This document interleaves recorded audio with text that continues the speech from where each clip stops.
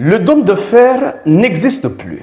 En 2 heures, le mythe de la supériorité technologique occidentale a été pulvérisé et l'armée de l'air israélienne est en état de choc. Oui, le système d'interception est devenu aveugle et l'impensable s'est produit. Dimona, le cœur du complexe nucléaire israélien, a été frappé de plein fouet. Le ciel israélien est désormais ouvert et l'Iran vient de briser le dernier verrou et s'apprête à déclencher la nouvelle phase. Chez messieurs, c'est maintenant que nous voyons que l'arrogance du régime et de ses protecteurs américains vient de se heurter à la réalité d'une souveraineté armée. Mais alors, pourquoi le système ne marche pas? Et surtout, c'est quoi cette nouvelle phase tant attendue? C'est dans ce cadre que nous allons aborder ensemble en profondeur de cette vidéo conférence. Mais avant d'aller en profondeur, partagez cette vidéo pour faire en sorte que ceux qui ne sont pas encore abonnés puissent également bénéficier de ces informations. Et si vous ne faites pas partie de la communauté, il est temps de cliquer sur le bouton suivre pour rejoindre votre communauté. Allons-y directement dans les détails. Que disent les sources? Selon les médias israéliens, l'armée de l'air et le commandement du front intérieur enquêtent sur les raisons pour lesquelles les intercepteurs ont manqué des missiles balistiques à ogives lourds tirés d'Iran sur Arad et Dimona. Oui, Arad et Dimona. Arad, on parle jusqu'à 150 personnes, oui, blessées, 150 personnes blessées, et parmi eux, 10 personnes extrêmement graves, ou graves seulement. En tout cas, selon les chiffres donnés. À Dimona, on parle de 20 personnes. En tout cas, ce sont des bilans préliminaires, je crois. Ce ne sont pas des bilans officiels. Selon Tzal, ces missiles ne sont pas nouveaux et ont déjà été tirés sur Israël par le passé. Parce que les sources disent que de nouvelles technologies ont été introduites. Des technologies avancées selon l'Iran ont été introduites. Il est question ici des missiles d'ogives lourds, 450 kg, capables de pulvériser un grand nombre de maisons. Oui, c'est de cela qu'il s'agit. Et surtout, selon des sources, par exemple, ici à Arad, ils avaient eu l'alerte. Mais lorsque la cloche a commencé à sonner, ils n'ont pas eu le temps de se cacher. Raison pour laquelle il y a eu beaucoup plus de victimes là-bas. C'est de cela qu'il s'agit. Et des dizaines de personnes ont été blessées dans chacune de 2 zones d'attaque, dont certains gravement.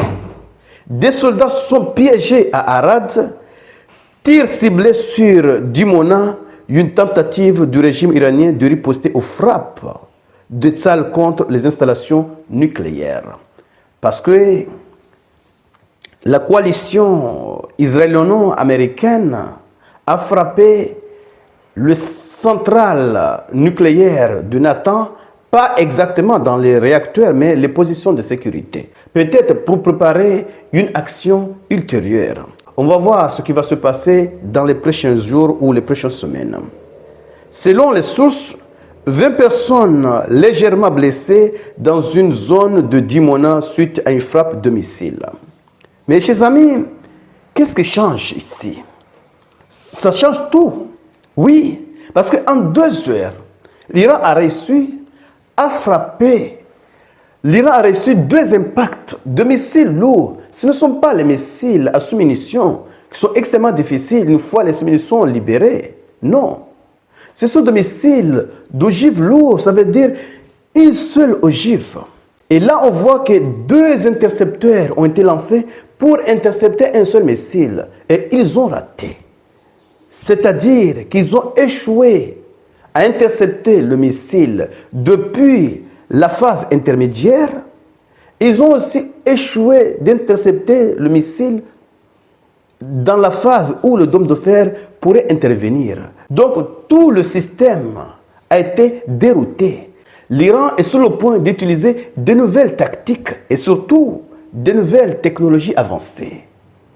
L'armée israélienne dit que ce n'est pas vrai. Les missiles qu'on frappait, ce sont des missiles qui ont été déjà utilisés. Mais peut-être que les missiles ont été déjà utilisés, mais avec d'autres technologies, des technologies avancées. Et c'est là qu'intervient le ministre des Affaires étrangères iranien. Il a déclaré ceci: si le régime israélien ne parvient pas à intercepter les missiles dans la zone hautement protégée de Dimona, c'est opérationnellement le signe de l'entrée dans une nouvelle phase de bataille. Le ciel d'Israël est sans défense. Par conséquent, il semble que le moment soit venu de mettre en œuvre les prochains plans préconçus. C'est de cela qu'il s'agit. Parce qu'au début, l'Iran a commencé par envoyer plusieurs missiles et plusieurs drones pour encombrer les systèmes de défense israéliens, en fait que les missiles de haute technologie puissent passer facilement et frapper des cibles stratégiques. Mais maintenant que les missiles arrivent à frapper sans que les intercepteurs marchent, cela signifie que le système de surveillance, le système radar ainsi que le système d'interception s'est considérablement affaibli. Donc, il est temps pour l'Iran de passer à de nouvelles phases, des phases déjà préparées pour une telle situation. Donc, il est clair qu'il est temps de passer aux choses sérieuses. Parce que l'Iran a déjà arrêté de frapper avec des missiles à petites ogives. Non. Maintenant, il frappe avec des missiles à ogives lourds. C'est de cela qu'il s'agit. Mais maintenant qu'il est clair que le système de protection ne marche pas très bien, donc il est temps pour l'Iran d'envoyer la pluie. Alors, chers amis, les nouvelles ne sont pas du tout bonnes. Oui, pas du tout bonnes pour le régime israélien. C'est pourquoi même Netanyahou a reconnu que ce soir était vraiment une soir très dure pour l'avenir de cette bataille. Alors, chers amis, partagez cette vidéo et surtout restez connectés pour la suite des événements. Merci.